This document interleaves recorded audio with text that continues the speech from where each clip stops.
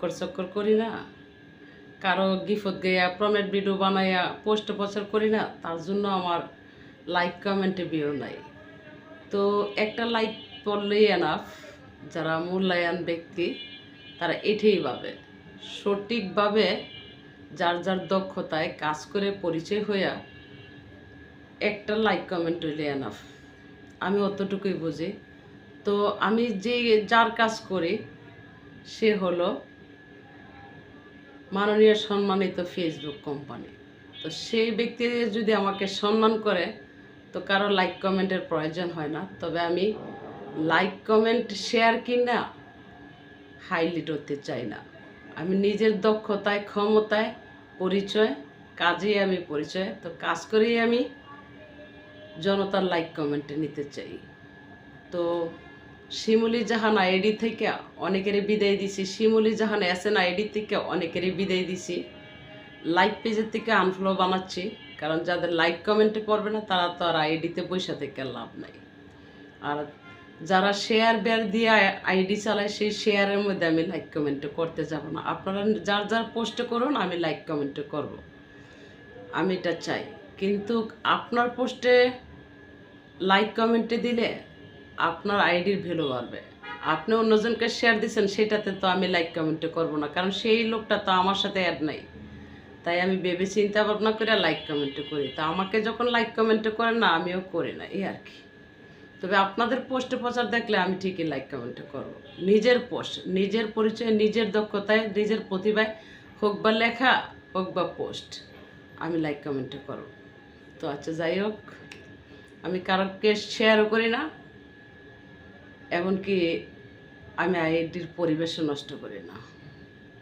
তো কারোর সমালোচনা কইরা আমার পোস্টে প্রচার দিয়েও আমার দরকার মনে করি না। আর অনলাইনটা কিন্তু আমার পেশা না, আমার কর্ম আছে। আমি নারী হতে পারি, আমি আইলসা বাতার আশায় থাকি না যে আমাকে একজন আইলসা বাতা বানাই দিব আর দান্দা করে আমি 10 টাকা কামাবো।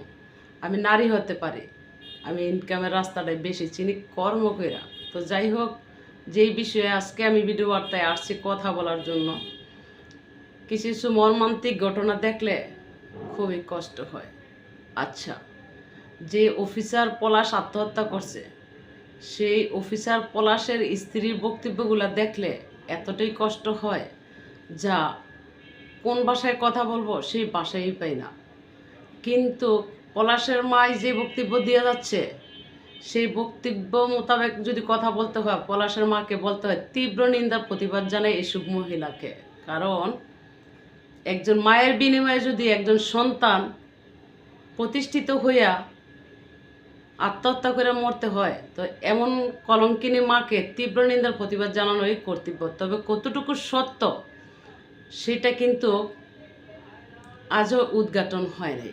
কিন্তু পলাশের বউ যেই বক্তব্য দেওয়া যাচ্ছে, পলাশের মা যে বক্তব্য দেওয়া যাচ্ছে, সেই বক্তব্য মোতাবেক মনে হচ্ছে যে এখানে রহস্য লুকিয়ে রয়েছে।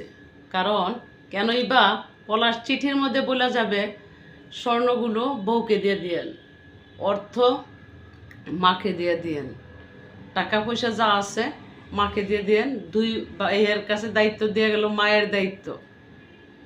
কিন্তু বউর কি হবে সেটা সে ভাবে নাই। তো আচ্ছা, যাই হোক, আমরা কিন্তু একটা বিষয়ে বেশি একটা চর্চা কইরা পোস্ট প্রচার করি, হোক অনলাইনে হোক রাজপথে।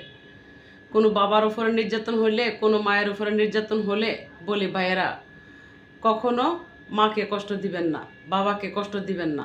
আর যদি বাবাকে কষ্ট দেওয়ার ভিডিও দেখি, আমরা কি বলি, তারে আইনের আওতায় আনা হোক, এই কথাটা কিন্তু বলি। তো বাবা মায়ের সম্মান অনেকটা উপরে, সেটা সকলেরই জানা, তবুও আমরা বলি। কিন্তু বলতে গিয়ে কিন্তু আমরা একবারও ভাবি না পরের মেয়েটা ঘরে আসার পরে একজন ছেলের মায় পরের মেয়েটার উপরে কতটুকু টর্চারিং করে।